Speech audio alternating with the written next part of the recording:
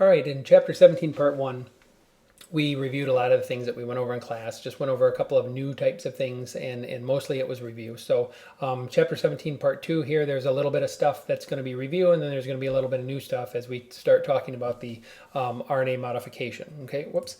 So with the RNA modification, you have to remember in a eukaryotic cell, this process of transcription is going to occur in the nucleus, and it's going to generate a messenger RNA molecule for us that's going to be full of introns and exons. Okay, and in addition to splicing out the introns, linking together these exons, we're going to add a 5' cap, as you can kind of see right here, and we're going to add a poly A tail. Okay, and the 5' cap, usually this is the modification. This happens, of course, before it leaves the nucleus.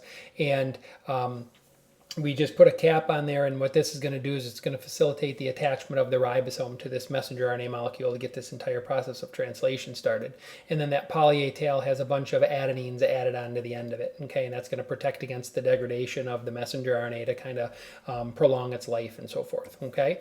So again, one of the other things we talked about with the 5' cap, in addition to facilitating the attachment of the ribosome, it's also going to help this mature kind of processed messenger RNA exit the nucleus, in addition to protecting it from hydrolysis by hydrolytic types of enzymes that are going to break it down. Okay, so the processing of the messenger RNA, if you guys recall, the initial transcript now, before the introns are gotten rid of, is about 8,000 base pairs long. And once we splice it down and process it, we get down to about 1,200. So you can see that there's a lot of stuff in there that we're not going to need for a particular transcript. And again, we talked a little bit about alternative RNA processing and how we can kind of shuffle the introns and exons around and treat them a little differently, which is what enables us perhaps to get by with only 25,000 genes, as we can make multiple proteins from this. Okay, so we get these introns, that's again the intervening regions, that's what we're getting rid of, and then these exons, these are the express regions, this is what gets spliced together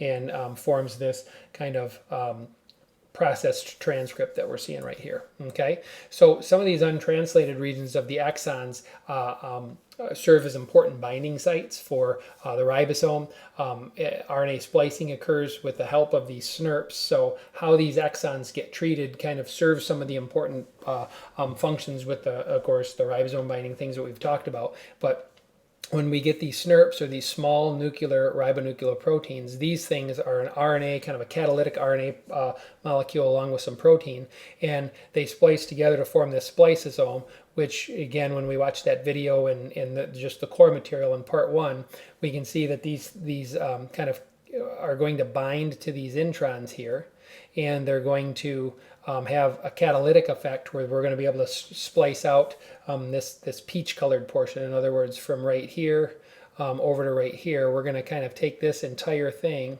and we're going to get rid of it, and that's what we're forming here, that intron that gets cut out, and then you see the messenger RNA that gets spliced together. So hopefully you remember watching this in this video. Here's your SNRP molecule, here's your proteins that kind of link together to form this spliceosome, and then they carry out that process. All right, and again, this is what allows us to get by with relatively few genes, because we can treat certain introns or certain segments of messenger RNA's introns in one instance, and then we can treat them as exons in another instance. And you can see in this case, just doing it the way we've done, we've got a green, a yellow, and a kind of a lavender colored protein domain. And if we treat this lavender portion, let's say, as an intron the next time around, then we've got the green and the yellow portion, and now we've got two domains for the protein, and so on and so forth. So we went over that in class. Hopefully that rings a little bit of a bell to you. Okay. So this RNA splicing, this determines how certain proteins are going to be expressed. Different sexes of certain organisms splice RNA differently, and that's what leads to, for instance, some of the differences between, say, a male and a female in a particular species. And it's, again, one of the other reasons why we can get by with relatively few genes. Okay, so in the next part, Chapter 17, Part 3, the AHL, we're going to discuss the translation. Okay, so we'll talk to you soon.